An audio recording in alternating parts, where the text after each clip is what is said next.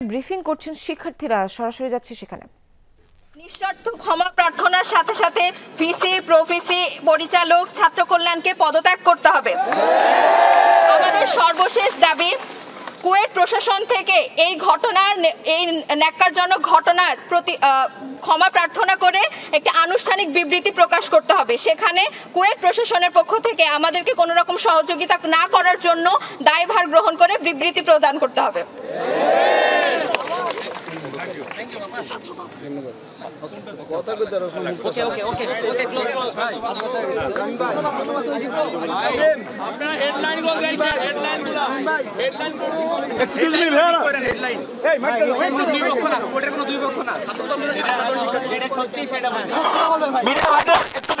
করছি